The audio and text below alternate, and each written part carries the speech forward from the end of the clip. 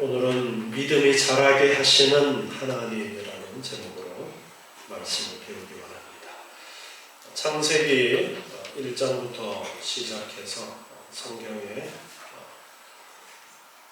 큰 사건들을 중심으로, 인물들 중심으로 이렇게 말씀을 다시 살펴보는 그런 시간을 가지고 있습니다. 우리가 아브라함에 대해서 지금 말씀을 배우고 있습니다. 창세기 12장 1절 말씀을 다시 한번 보면 하나님께서 아브라함을 부르시는 장면을 우리는 보게 되는데요. 아브라함에게 말씀하시기를 너는 너의 본토 친척 아비집을 떠나 내가 내게 지시할 땅으로 가라. 하나님께서 지시하실, 지금 당장 어디로 가라 말씀이 아니라 앞으로 하나님께서 지시하실 땅을 향해서 지금 당장 삶의 터전을 떠나라. 하나님께서 그렇게 아브라함에게 명령을 하십니다. 그러면서 약속을 주시는데요. 2절에 보니까 내가 너로 큰 민족을 이루고 내게 복을 주어서 내 이름을 창대케 하겠다. 내 이름을 엄청 유명하게 하겠다. 너는 복의 근원이 될 것이다. 너를 축복하는 자에게 내가 복을 내리고 너를 저주하는 자에게 내가 저주할 것인데 땅의 모든 족속이 너를 인해서 복을 얻을 것이다. 하나님은 이렇게 약속을 주시면서 너의 친척 본토 아비집 삶의 터전을 떠나라. 그렇게 아브라함에게 명령을 하셨습니다. 그리고 아브라함은 그 하나님의 명을 순종하는 마음으로 삶의 터전을 떠나서 약속의 땅을 향해서 출발을 하게 되었습니다. 가나안 땅에 이르게 되었고 그곳에 있다가 또 흉년이 들어서 애굽에 내려가는 그런 일들도 있었습니다. 조카 롯과 함께 고향을 떠났었는데 점점 집안이 커지다 보니까 롯과 함께 있을 수 없어서 이제 따로 떨어져서 살게 되어지는데 조카 롯이 살던 소돔과 고모라가 공격을 받게 되어서 포로로 잡혀가는 조카 롯을 쫓아가서 구원해내는 그러한 놀라운 일도 지난주에 우리가 배운 말씀 가운데 살펴보았습니다. 우리는 성경을 보면서 아브라함이라는 인물을 보면서 아브라함처럼 나도 좋은 믿음을 가져야지, 나도 아브라함처럼 살아서 하나님의 축복을 받아야지 라는 그런 생각을 가지는 경우가 많이 있습니다. 또 그렇게 강조하는 설교를 하기도 합니다. 그런데 근본적으로 우리가 이 성경을 통해서 하나님께서 우리에게 말씀하시는 이 성경 말씀을 통해서 우리가 초점을 맞추어야 될 부분은 내가 아브라함처럼 살아서 아브라함의 복을 받아야지가 아니라 아브라함 뒤에서 하나님께서 아브라함을 어떻게 이끄시는가를 볼 줄을 알아야 됩니다. 성경을 통해서 하나님께서 어떻게 믿음의 사람들을 택하시고 그 믿음의 사람들을 이끌어 주시는가, 하나님께서 약속을 주시고 하나님께서는 그 약속을 어떻게 이루어 가시는가를 보여주시는 것이 성경입니다. 아브라함을 본받아서 아브라함처럼 살면 이런 복을 받는다, 그것이 아니라 하나님께서 택하시고 하나님께서 약속을 주시고 하나님께서 그 약속을 이루어 가시는 과정을 배우기를 원하시면서 주신 것이 성경 말씀이라는 거예요. 그래서 오늘도 우리는 아브라함이라는 인물을, 그 삶을, 그 여정을 살피면서 야, 아브라함이 이렇게 살아서 하나님의 복을 받았구나, 그것이 아니라 하나님께서 복 주시겠다고 아브라함에게 약속하시고 그 약속을 어떻게 이루어 가시는가, 그것을 바라볼 수 있어야 됩니다. 롯의 가족을 구출하는 그 놀라운 사건이 있고 난 다음에 하나님께서 오늘 읽은 창세기 15장 1절의 말씀에 이상 중에 아브라함에게 임하여서 말씀하시는데요. 아브라함아 두려워 말라. 나는 너의 방패요 너의 지극히 큰 상급이다. 네 나라 연합군하고 다섯 나라 연합군이 싸웠어요. 그래서 네 나라 연합군이 다섯 나라 연합군을 이겼어요. 이 다섯 나라 연합군 안에 소돔과 고모라가 있었던 거예요. 그리고 이 네 나라를 쫓아가서 이 네 나라 연합군을 물리친 게 아브라함이었어요. 그리고 조카 롯을 구출해 왔어요.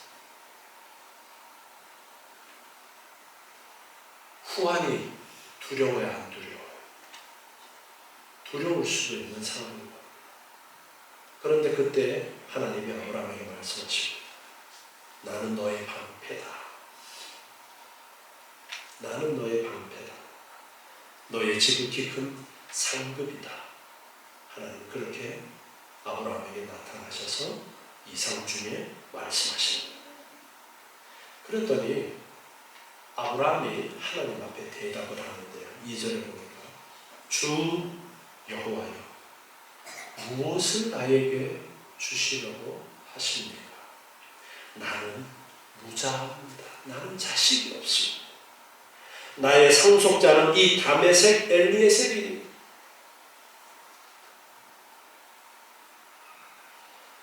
하나님께서 아브라함에게 복을 말씀하시는데 아브라함은 하나님 저는 자식이 없어요. 그래서 제 상속자는 집에서 자라난 이 다메섹 엘리에셀이라는 이 종이 내 후계자가 될 것입니다. 그런 이야기를 지금 하나님 앞에 하고 있습니다.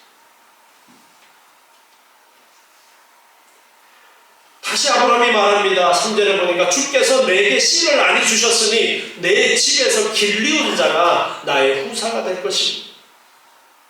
그랬더니 하나님이 4절에서 말씀하십니다. 그 사람은 너의 후사가 아니다. 그 엘리에셀은 너의 후사가 아니다. 내 몸에서 날 자가 내 후사가 될 것이다. 내 몸에서 난 자가 바로 너의 대를 이을 아들이 될 것이다 라고 그렇게 말씀하십니다. 그리고 그를 이끌고 밖으로 나가서 말씀하십니다. 하늘을 우러러 뭇 별을 셀 수 있나 보라. 내 자손이 이와 같이 될 것이다. 하늘의 별처럼 셀 수 없이 많은 그런 자손이 될 것이다. 그랬더니 아브라함이 여호와를 믿으니 여호와께서 이를 그의 의로 여기신다.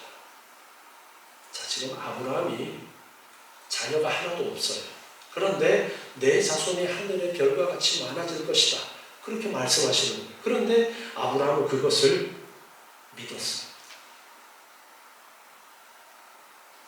아무것도 없는 상태, 그 상태에서 하나님의 말씀을 듣고 그 말씀을 믿었습니다.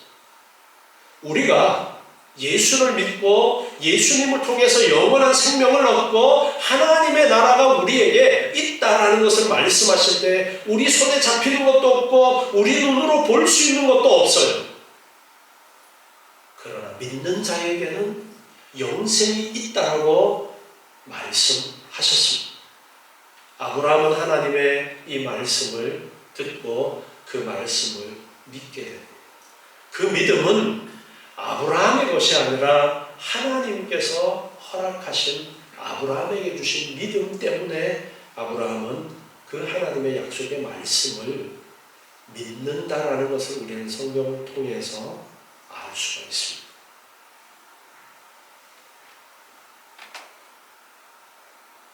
(7절에) 보니까 나는 이 땅을 내게 주어 업을 삼게 하려고 너를 갈대아 우르 고향에서 이끌어낸 여호와다. 하나님께서 그렇게 말씀을 하십니다.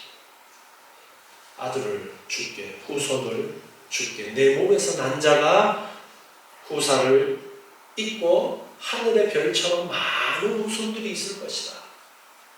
하나님의 약속입니다.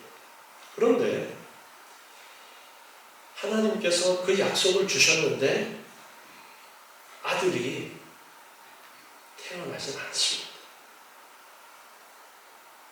몇 년이 지나도 아들이 태어나진 않습니다. 창세기 16장 1절에 보니까 그때에 아브라함의 아내 사레는 생산치 못하였고 아브라함의 아내 사레가 아이를 낳지 못합니다. 그에게 한 여종이 있으니 애굽 사람 이름은 하갈이라. 하갈이라는 여종이 사레에게 있는데 사레가 아브라함에게 말합니다.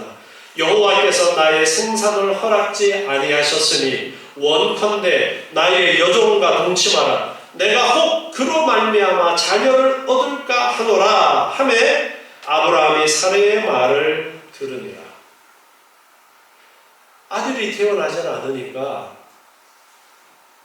아내 사레가 저 내 여종 하갈을 통해서 아들을 만들면 어떻겠느냐라는 제안을 합니다. 그리고 그 제안을 아브라함이 받아들이게 됩니다.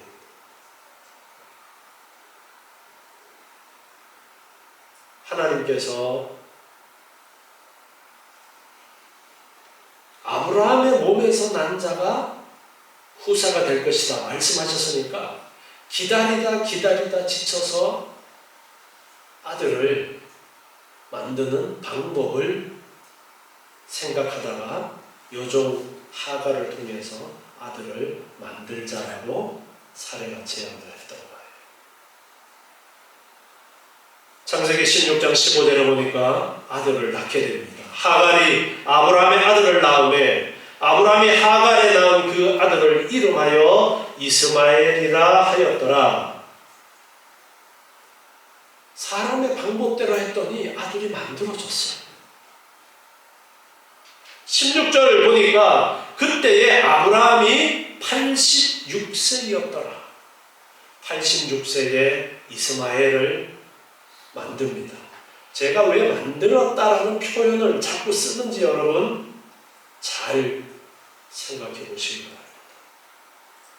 하나님이 주신 자녀가 아니라 자기들이 만들었어요.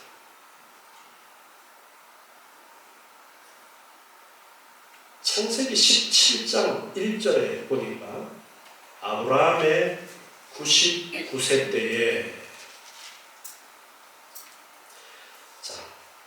이스마엘을 낳고 그때가 86세인데 그 사이에 아무런 말씀이 없고 17장 1절에 보니까 아브라함의 99세 때에 여호와께서 아브라함에게 나타나십니다. 13년 동안 하나님께서 침묵하십니다. 그리고 99세 되었을 때에 아브라함에게 나타나서 그에게 말씀하십니다. 나는 전능한 하나님이라. 자, 성경에 보면 하나님께서 하나님의 이름을 말씀하시는데 여러 이름을 말씀하셔요. 그런데 그 이름을 말씀하시는 이유가 있어요. 의미가 있어요.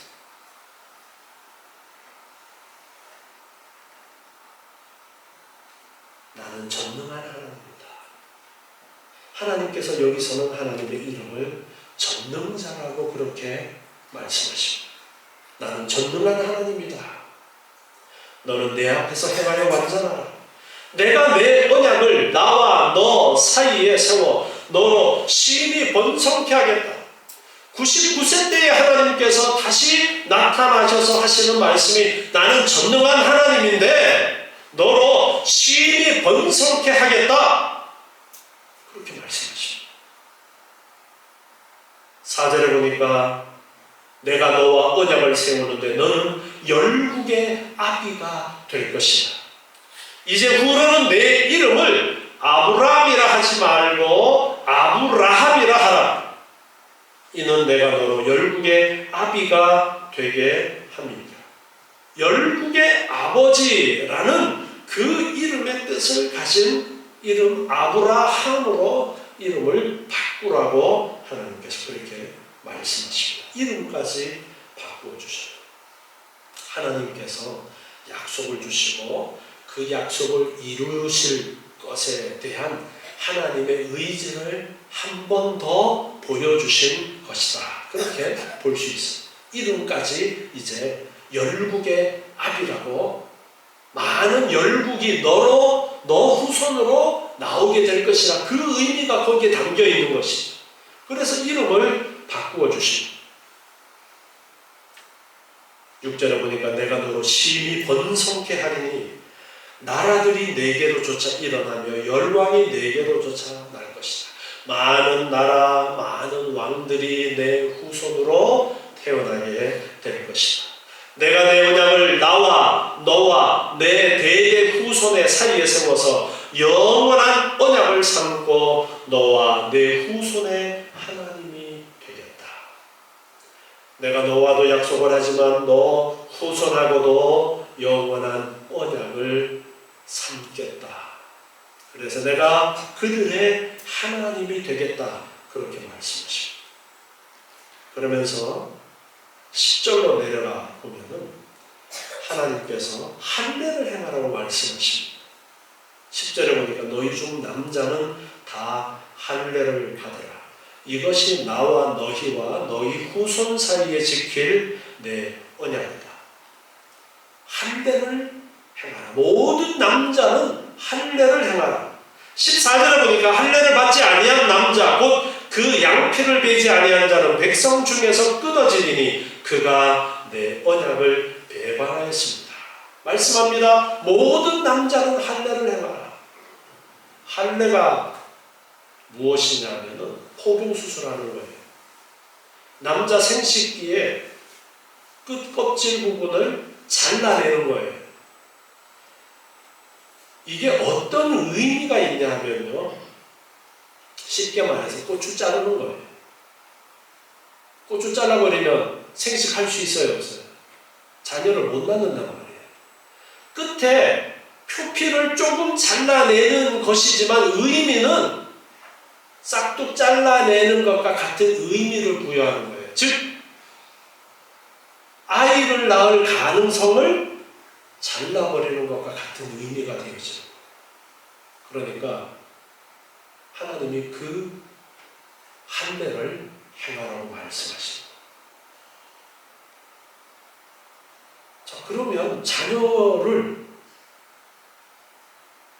인간의 방법으로 자녀를 만드는 것을 하나님께서 잘라버리라고 말씀하신 것 같아요.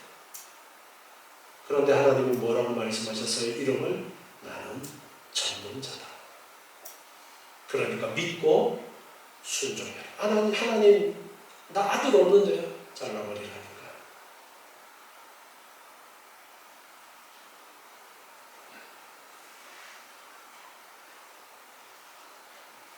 그리고 17장 15절에 보니까요, 하나님이 또 아브라함에게 이르시되 내 아내 사레는 이름을 사레라 하지 말고 그 이름을 사라라 하라. 사레에서 사라로 바꾸라고 합니다. 내가 그에게 복을 주어 그로 내게 아들을 낳아주게 하며 내가 그에게 복을 주어 그로 열국의 어미가 되게 하니 민족의 열왕이 그에게서 나리라. 사라가 아들을 낳을 것이고 그 후손이 열국을 이루게 될 것이다. 그러니까 그 이름을 열국의 어머니라고 이름을 바꾸어라. 그러면서 이름을 사라라고 바꾸라고 하나님이 말씀하십니다. 17장 17절을 한번 보시면요, 아브라함이 엎드려 웃으며 심중에 이르되 100세 된 사람이 어찌 자식을 낳을까? 사라는 90세니 어찌 생산하리요?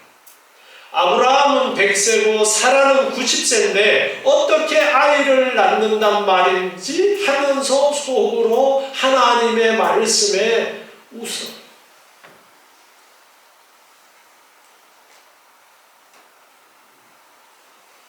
(18절에) 보니까 아브라함이 하나님께 말합니다. 하나님, 이스마엘이나 하나님 앞에 살기를 원합니다. 하나님, 우리가 만든 이스마엘이나 잘 되기를 원합니다. 이게 아브라함의 대답이에요. 그랬더니 하나님이 말씀하십니다. 우리 창세기 17장 19절 같이 읽어보겠습니다. 하나님이 가라사대 아니라 내 아내 사라가 정녕 내게 아들을 낳으리니 너는 그 이름을 이삭이라 하라. 내가 그와 내 언약을 세우리니 그의 후손에게 영원한 언약이 되리라. 아멘. 하나님께서 사라를 통해서 아들을 낳을 것이다. 그 이름을 이삭이라고 해라. 아들이 태어날 것인데 그 이름까지 하나님이 미리 지어주시면서 반드시 아들이 사라를 통해서 태어나게 될 것이다. 전능하신 하나님께서 그 일을 하시겠다. 그렇게 지금 가르쳐 주시는 거예요.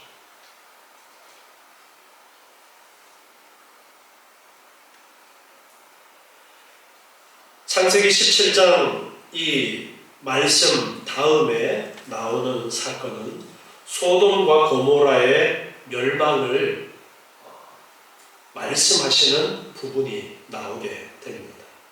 아브라함에게 소돔 고모라의 멸망에 대해서 말씀하시는데 창세기 18장 17절 보면은요. 창세기 18장 17절에서 여호와께서 가라사대 나의 하려는 것을 아브라함에게 숨기겠느냐. 하나님이 어찌나 친근하게 아브라함을 대하시는가를 볼 수 있는 그러한 구절입니다. 나의 하는 것을 아브라함에게 숨기겠는가? 그렇게 말씀하십니다. 그러면서 소돔과 고모라에 대한 멸망에 대한 말씀을 하십니다. 18장 20절에 보니까 여호와께서도 가라사대 소돔과 고모라에 대한 부르짖음이 크고 그 죄악이 심히 중하니 내가 이제 내려가서 그 모든 행한 것이 과연 내게 들린 부르짖음과 같은지 그렇지 않은지 내가 보고 알려 하노라. 소돔과 고모라를 가서 한번 살펴보겠다. 소돔과 고모라의 죄악이 심히 중하다. 죄악이 가득 차서 거기에서 부르짖는 그러한 많은 부르짖음이 있어서 내가 살펴보려고 지금 소돔과 고모라에 가려고 한다. 그러면서 말씀하십니다. 그때 아브라함이 하나님 앞에 하나님 거기에 의인들이 있는데 그들을 함께 멸하시겠습니까? 하면서 숫자가 이제 나옵니다. 50명이 있으면은 내가 멸하지 않겠다. 하나님 그러면 45명은요? 그래 45명만 있어도 내가 멸하지 않을게. 아니 하나님 40명은요? 그래 40명만 돼도 내가 소돔과 고모라성을 멸하지 않겠다. 30명은요? 30명만 있어도 내가 멸하지 않을게. 아브라함이 아무리 생각해봐도 30명도 없을 것 같아서 자신이 없어서 그럼 20명은요? 20명만 있어도 내가 소돔과 고모라성을 멸하지 않겠다. 하나님 한 번만 더요. 10명은요? 그래 너가 소돔과 고모라에 10명만 있어도 내가 멸하지 않겠다.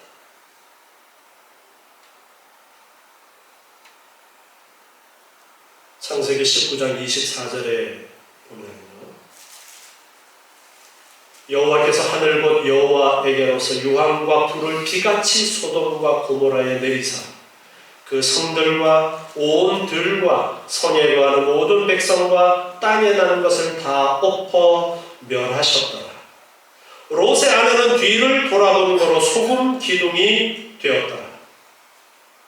이 앞에 롯의 가정을 구원하기 위해서 천사가 이제 나타나서 롯에게 말하고 그 약혼한 사위들도 이야기를 했지만 아무도 듣지 않았고 롯과 두 딸만 구원 얻게 되는 그 부분의 말씀이 나오게 됩니다. 4명이 나왔는데 롯의 아내는 뒤를 돌아보다가 소금 기둥이 되어버리고 말았어요. 27절에 보니까 아브라함이 그 아침에 일찍 일어나 여호와의 앞에 섰던 곳에 이르러 소돔과 고모라와 그 온 들을 향하여 눈을 들어 연기가 옹기적 연기같이 치밀음을 보았다.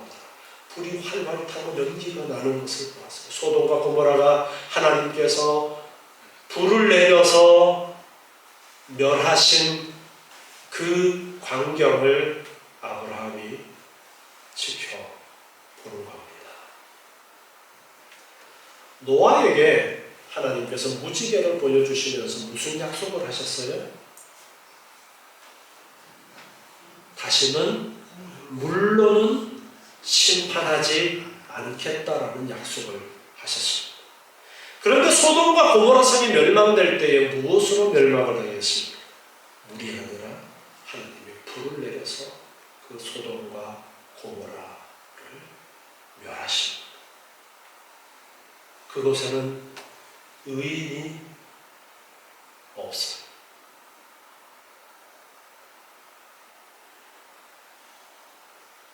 그러면 우리가 사는 이 땅에는 의인이 있을까요?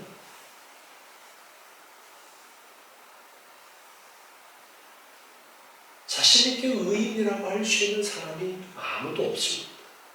그러나 하나님의 은혜를 입은 자는 구원을 얻습니다. 하나님의 택하심을 입은 자는 구원을 얻습니다. 하나님의 은혜를 입은 자, 하나님의 택하심을 입은 자, 하나님께서 믿음을 주심으로 예수 그리스도를 영접한 자는 멸망하지 않고 영생을 얻게 되는 것입니다. 이 아브라함의 삶을 통해서도 하나님께서는 지금 그것을 보여주십니다. 하나님이 택하신 롯의 구원을 우리는 보게 되는 것입니다. 하나님께서 그를 그 가운데서 구원해 주셨다. 비록 부끄러운 구원이지만 그럼에도 불구하고 하나님께서는 그 멸망 가운데서 롯과 그 두 딸을 구원하시는 것을 우리는 보게 되는 것입니다.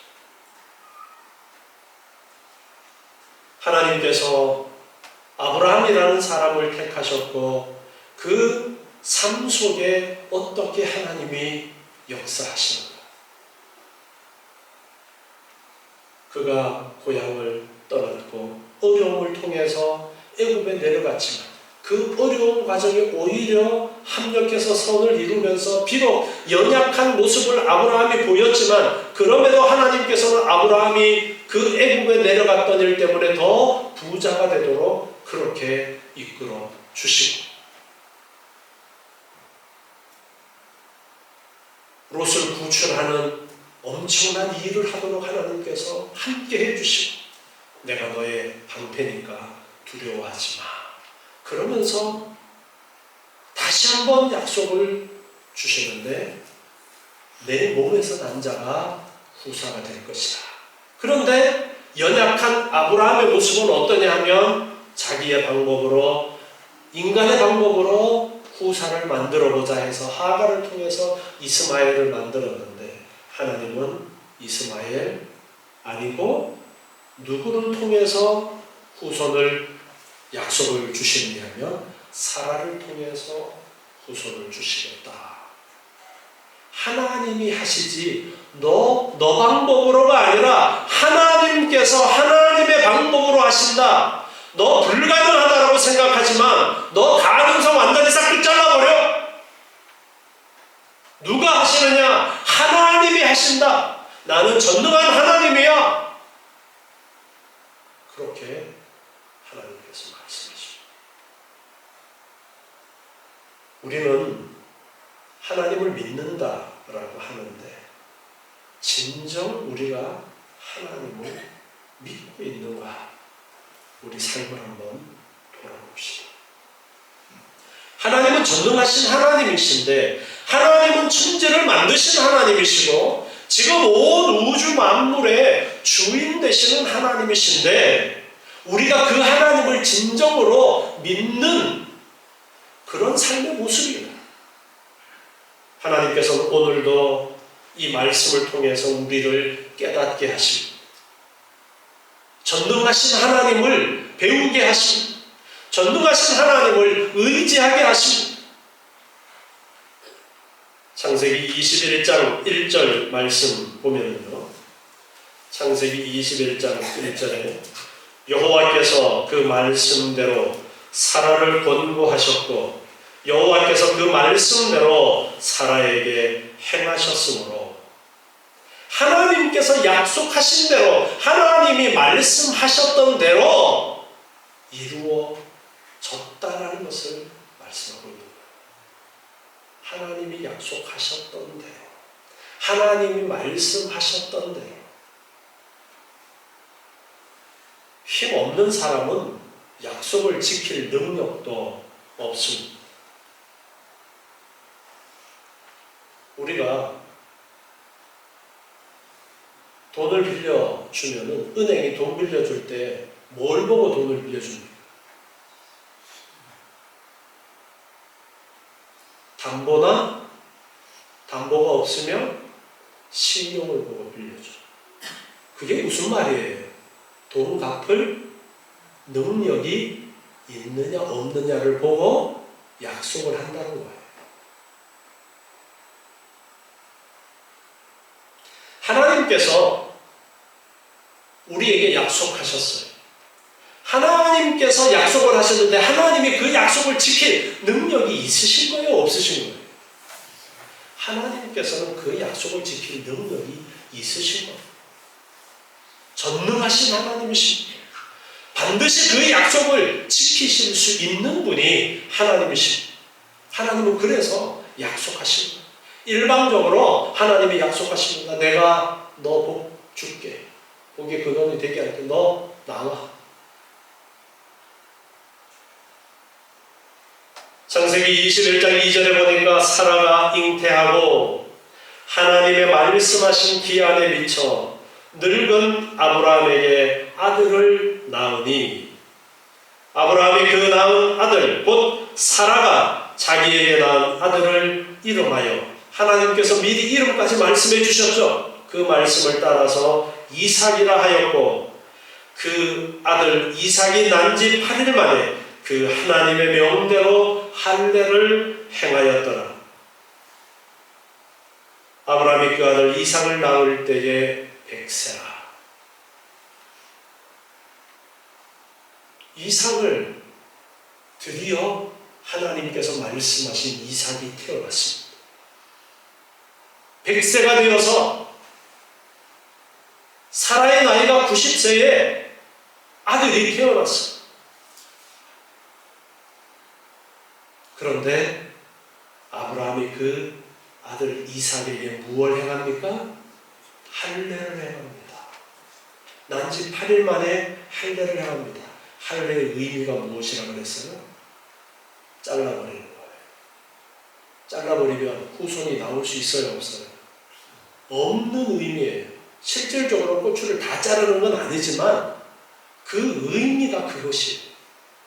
하나님께서, 전능하신 하나님께서 이루실 줄 믿습니다라고 하면서 100세에 주신 그 아들 할례를 행하는 거예요. 잘라버리는 거예요. 아브라함이 이렇게 하나님이 주신 믿음으로 이제 순종하는 그 믿음이 그만큼 자라나게 되었습니다. 그 이전에는 인간의 방법으로 이스마엘을 만들었는데 하나님께서 이스마엘 말고 하나님께서 사라를 통해서 이삭이라는 아들이 태어날 것이다. 그렇게 말씀하셔서 이삭이 태어나고 나니까 그만큼 아브라함의 믿음이 성장한 거예요.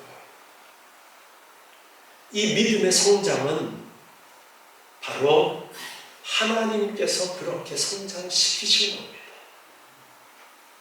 우리의 삶도 마찬가지입니다. 하나님께서 우리의 삶 속에 역사하십니다. 창세전에 하나님께서는 우리를 택하셨어요.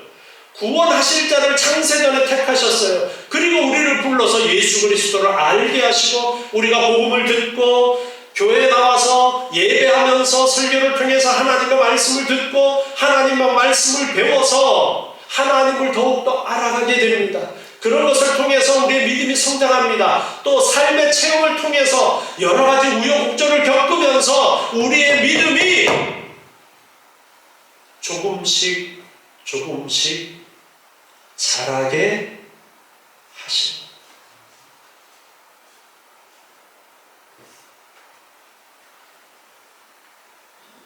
식물들이 자라고 열매를 맺으려면 하나님께서 때를 따라 비를 주시고 햇볕을 주시고 하나님이 그렇게 은혜를 내려주셔야 꽃이 피고 열매가 맺힌 그런 것처럼 하나님께서 우리에게도 약속을 주시고 그 약속을 믿게 하시고 그 약속을 의지하며 나아갈 때 비록 우리가 연약해서 때로는 실패하고 넘어지고 좌절할 때도 있지만 하나님께서는 하나님이 주신 그 약속을 기억하시고 우리를 이끌어 주시는 거예요. 하나님께서 주신 그 약속이 이루어지도록 우리의 삶 속에 하나님께서는 함께 하십니다. 우리가 아브라함을 배우는 것이 아니라 아브라함의 뒤에서 아브라함을 택하시고 아브라함을 그 약속의 사람 되도록 이끄시는 하나님을 우리는 보아야 됩니다. 하나님께서는 아브라함에게 주셨던 그 약속대로 이삭이 태어나도록 하나님께서 약속을 지키십니다. 그리고 이 이삭을 통해서 하나님께서는 놀라운 일을 이루실 것이라는 그러한 믿음 가운데서 아브라함은 할례를 해야 합니다. 아브라함의 그 믿음은 아브라함의 것이 아니라 하나님께서 아브라함 되도록 이끌어 주시는 놀라운 은혜입니다. 우리는 비록 약합니다. 하나님 앞에 우리의 약함을 내어놓고 우리는 기도할 수밖에 없습니다. 우리의 연약한 믿음을 도와주십시오. 그리고 또한 우리 가정에 아직 믿음을 가지지 못한 자녀들, 가족들을 위해서 우리는 기도해야 돼요. 누가 믿음을 주시고 누가 믿음이 자라도록 하시느냐? 하나님께서 하시는 일인데 우리에게는 복음을 전하고 기도해라 명령하셨기 때문에 우리는 하나님이 주신 약속은 반드시 이루어질 것이라는 기대를 가지고 날마다 기도하고 복음을 전하고 기도하고 또 복음을 전하고 기도하는 일이 계속되어지면 반드시 하나님께서 약속하신 대로 이루어질 것이라는 확신을 가지시기 바랍니다. 우리에게 약속된 하나님의 나라는 지어낸 것이 아니라 하나님이 우리에게 주신 약속이라는 것을 아시고 영원한 하나님의 약속의 하나님의 나라를 바라보고 살아가시는 여러분 되시기 바랍니다. 기도하겠습니다. 하나님 감사합니다. 오늘 주시는 귀한 말씀을 기억하고 하나님께서 아브라함의 믿음을 성장하도록 인도하신 것처럼 우리를 택하시고 여기까지 인도하신 하나님께서 또한 우리의 믿음을 이끌어 주실 것을 믿습니다.